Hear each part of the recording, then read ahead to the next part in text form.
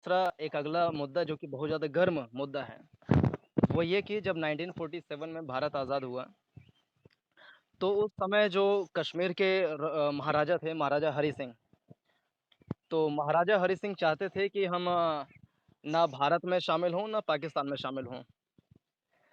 लेकिन 1948 में पाकिस्तान के कबायली जो आक्रमणकारी हैं, वो कश्मीर में घुसपैठ कर दिए और वहाँ की हज़ारों, लाखों महिलाओं का बलात्कार किए, जिसमें मुस्लिम महिलाएँ, हमारी मुस्लिम बहनें भी थीं उसमें।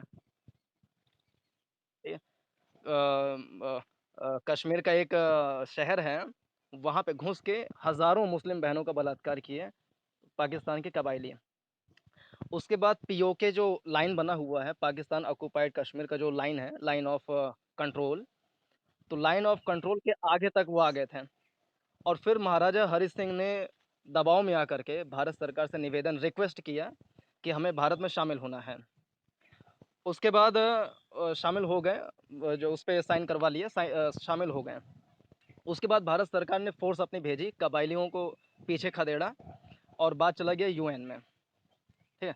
और यूएन ने कहा कि अभी आप जो है जहाँ तक लोग पहुँचे हैं वहीं पे स्टॉप हो जाइए, वहाँ पर एक लाइन ड्रॉ कर लीजिए, उसके बाद का हिस्सा पाकिस्तान का होगा और बाद में जनमत करवा करके उसको भारत में शामिल करवा लेंगे, अगर वहाँ की जनता राज़ी होगी तो। यानी अगर मोरली देखा जाए तो पाकिस्तान का मतलब भारत का वह हिस्सा जो पाकिस्तान ने कब्ज़ाया है, पीओके वाला, वो दरअसल भारत का ही था। कबायली आक्रमणकारियों ने उसको कब्ज़ा किया और बार-बार दावा करते हैं ये हमारा है, जबकि ऑफ़िशियली वो हमारा है, भारत का है। तो इस पे आपका क्या स्टैंड है? पहले तो आप ये बताइए कि कबायली आक्रमणकारियों ने जो हमारी मुस्लिम बहनों के साथ में बलात्कार किया, क्या वो सही बात थी? और दूसरी ये कि किसी दूसरे संप्रभु सॉवरेन कंट्री के ऊपर कब्ज़ा करना इस प्रकार से सही बात है कि नहीं? बिल्कुल, बिल्कुल।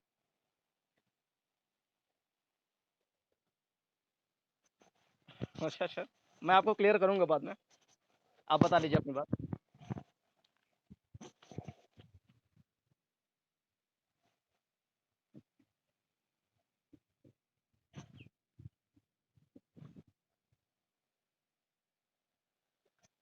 प्लेबी प्लेबिसाइड तब होता है, देखिए आर्टिकल जो 6 आप बात कर रहे हैं यूएन का, आर्टिकल 6 में बात ये है कि यूएन ने जो बात कही है, वो किसी देश के ऊपर मानना बाध्यकारी नहीं है, यानी कि उसका कंपल्सन नहीं है कि उसको मानेगा। यानी देखिए आर्टिकल 5 है, आर्टिकल 6 है, मैं आपको बताता हूँ। आर्टिकल 5 के तहत अगर यूएन में रिपोर्ट की जाती है, तो यूएन के कहे गए बात को मानना कंपल्सन होता है। लेकिन नेहरू जी ने, हमारे प्रथम प्रधानमंत्री ने, first prime minister of India ने आर्टिकल 6 के तहत वहाँ पे दायर किया था, जो भी था। तो वहाँ पे जो बात कही गई प्लेबिसाइड करवाएँगे, तो नेहरू जी ने खुद ही कहा था प्लेबिसाइड हम करवाएँगे। लेकिन जब कबायलियों का आक्रमण हो गया था यहाँ पर, तो प्लेबिसाइड करवाने की बात ही नहीं रह गई, क्योंकि हरि सिंह ने भारत में शामिल होने की बात कर दी थी।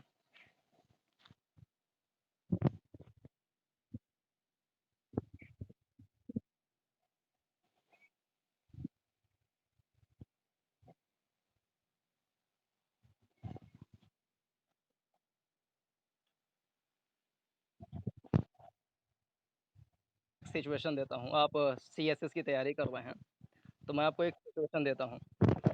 जैसे एकदम न्यूट्रल होकर के आप सोचिएगा कि अभी हमारा देश आज़ाद हुआ है, भारत देश आज़ाद हुआ है, ठीक है?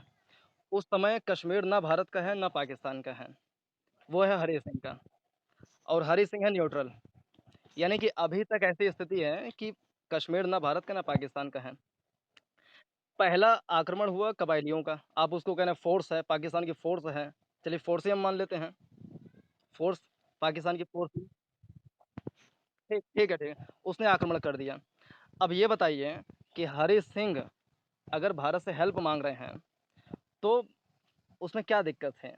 हेल्प माँग लिए, भारत सरकार ने कहा कि आप इंस्ट्रूमेंट ऑफ एक्सेशन पे साइन कर दीजिए, हम आपका हेल्प करेंगे। ऐसा क्यों किया? क्योंकि उस समय कश्मीर एक स्वतंत्र, एक इंडिपेंडेंट स्टेट हुआ करता था और किसी इंडिपेंडेंट स्टेट के द्वारा अगर माँग की जा रही है कि हमारा हेल्प कीजिए, तो भारत उसका हेल्प नहीं कर सकता, क्योंकि वो गुट निरपेक्ष एक आंदोलन था, उसमें भारत शामिल था। यानी कि हम किसी गुट में शामिल नहीं हैं, किसी दूसरे देश के ऊपर आक्रमण नहीं करेंगे, एकदम न्यूट्रल हम रहेंगे। तो इसीलिए भारत ने कश्मीर के हरि सिंह से कहा कि हम आपका हेल्प नहीं कर सकते हैं, जब तक कि आप हमारे देश में शामिल ना हो जाएँ। क्योंकि विश्व में कोई भी ऐसा हिस्सा है जहाँ पर आक्रमण हो गया है, तो वहाँ पर हम अपनी सेना क्यों कैसे भेज सकते हैं? नहीं भेज सकते। क्योंकि यूएन में बात जाएगी कि कश्मीर एक स्वतंत्र स्टेट है, इंडिपेंडेंट स्टेट है, वहाँ पर भारत ने सेना भेज दी है, युद्ध कर रहे हैं, इंटरनेशनल वॉर कर रहे हैं, तो ये तो गलत उसका इम्पैक्ट पड़ेगा।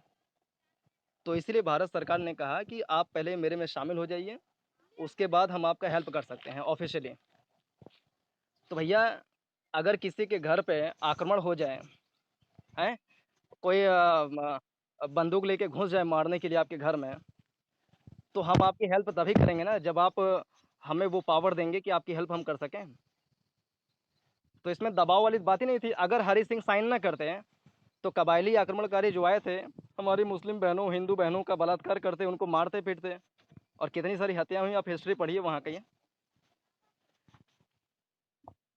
तो भारत जो है, पहली बात तो बिना उसको शामिल किए हेल्प नहीं कर सकता था, वैसे भी आप लीगली अगर देखें तब भी।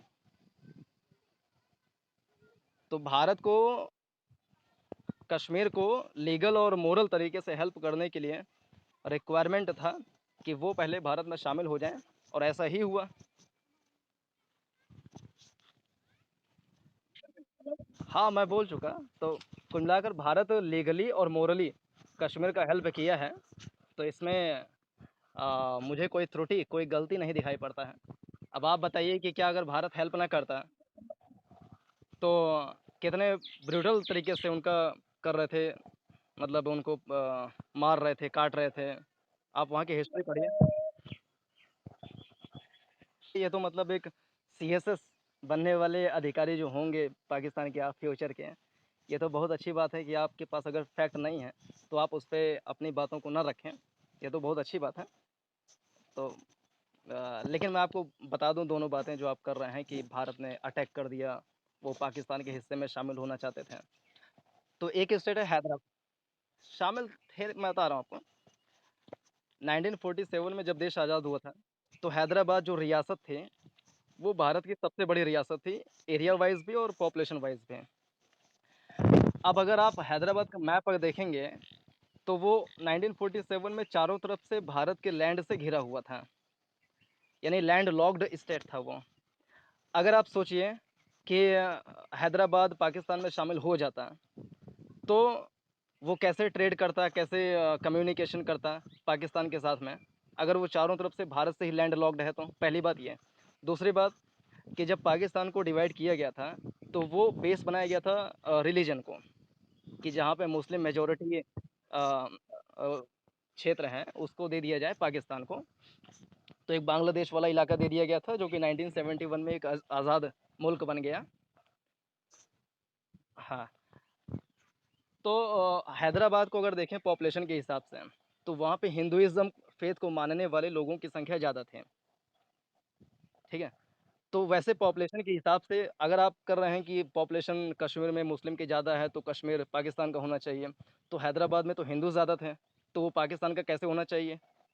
क्योंकि इसलिए कि वहाँ का शासक जो रूलर है, वो मुस्लिम है, तो इसलिए वो पाकिस्तान में शामिल हो जाए, तो ये तो गलत बात होगा। पहली बात तो वहाँ की जनता हिंदू ज़्यादा है, तो उनका डेवलपमेंट कैसे होगा? दूसरी बात, जब पाकिस्तान से कम्युनिकेशन ट्रेड हो नहीं पाएगा ठीक प्रकार से, तो वहाँ का डेवलपमेंट कैसे होगा? 2 बात। और दूसरी कच्छ की आप बात कर रहे हैं, कच्छ जो आपके बलूचिस्तान से लगता हुआ एक भारत का क्षेत्र है, तो कच्छ में भी हिंदू मेजॉरिटी वहाँ पॉपुलेशन थे, और वहाँ का जो राजा था, उसका नाम मैं भूल रहा हूँ, वो मुस्लिम रूलर था। तो बड़ा झक्की टाइप का रूलर था, मैं आपको बताऊँ। एकदम न्यूट्रल बात कर रहा हूँ मैं, इसलिए नहीं कि भारतीय हूँ तो उसका बुराई कर रहा हूँ।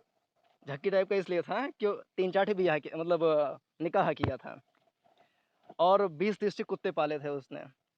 जब पता लगा कि भारत आज़ाद हो गया है, सरदार पटेल जो हमारे पहले गृह मंत्री थे, होम मिनिस्टर थे, वो काफ़ी अच्छा काम कर रहे हैं देश में, लोगों को जोड़ रहे हैं, सारी रियासतों को जोड़ रहे हैं।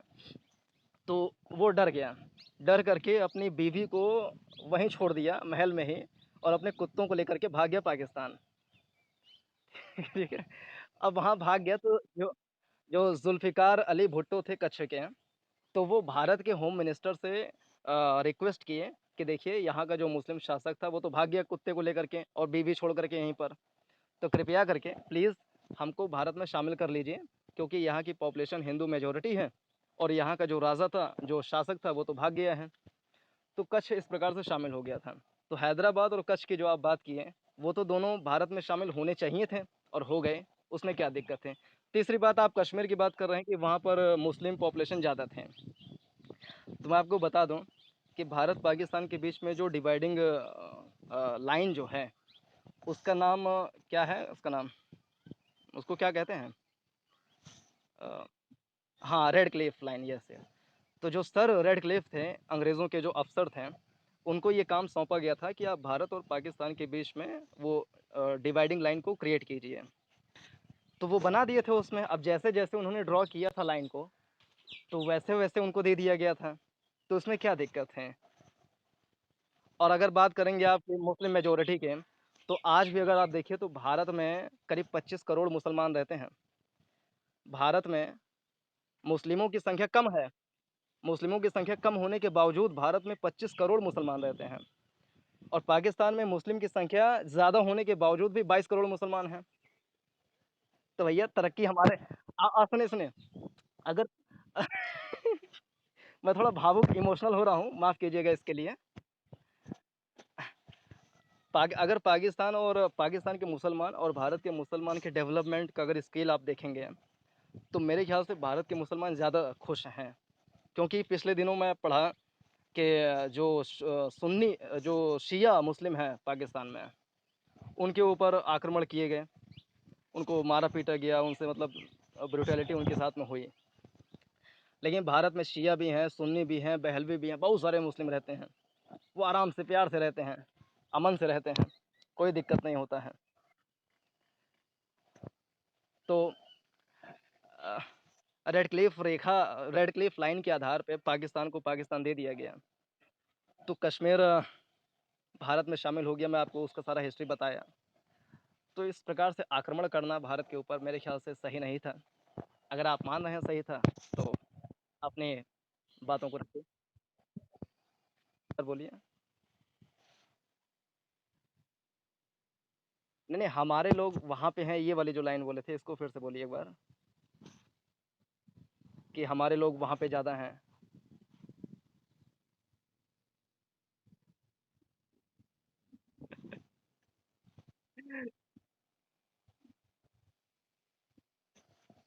हुँ, हुँ।